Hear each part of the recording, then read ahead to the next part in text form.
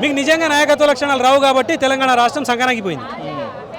ఇప్పుడు 2 సంవత్సరాల తర్వాత నేను నాయకత్వ లక్షణాలు నేర్చుకునికి పోతా అంటే ఇప్పుడు నేర్చుకొని వచ్చి ఎంపీకి కట్టకడతావు చెప్పు. మిగిలిందే 2 సంవత్సరాలు తెలంగాణ రాష్ట్రం మొత్తం దారిద్ర్య రేఖ దగ్గరలో వెళ్ళిపోయింది. ఇప్పుడు నాయకత్వ లక్షణాలు నేర్చుకొని వచ్చి ఎంపీకి కట్టకడతాం అంటున్నాను నేను రేవంత్ రెడ్డి గారు. చదువుకునే వయసులో చదువుకొని ఉంటే ఈ పరిస్థితి రాకపోయేది కదా. రేవంత్ రెడ్డి గారు తెలంగాణ రాష్ట్రంలో ఎంత దుర్మార్గమైన పరిస్థితి తీసుకొచ్చారంటే ఇప్పుడు ఇంతమంది పోలీస్ డిపార్ట్మెంట్ ఉన్నారన్నా. రేవంత్ రెడ్డి గారి మీద 182 కేసులు ఉన్నాయి.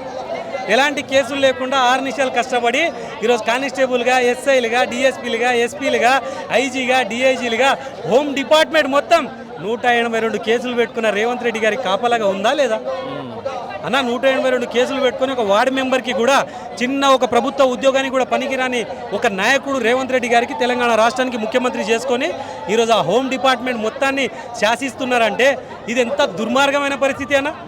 ఈరోజు అదే డిఎస్పీలు, ఎస్పీలు బీఆర్ఎస్ పార్టీ సోషల్ మీడియా నాయకులకు ఫోన్ చేసి మీరు మాట్లాడకండి కాంగ్రెస్ పార్టీ కోసం, మీరు మాట్లాడితే 1-2 కేసులు అవుతాయి, మీ జీవితాలు లాగమైపోతాయని చెప్తా ఉన్నారు. ఎవరు చెప్తారు? ఎస్పీలు, డిఎస్పీలు మండలాల్లో, రాష్ట్రాలలో ఫోన్ చేస్తారు, పిలుస్తారు. నువ్వు ఎందుకు ఇట్లా చేస్తున్నావు, ఎందుకు బిడ్డ అనవసరంగా కేసులు పెట్టుకుంటారు అంటారు.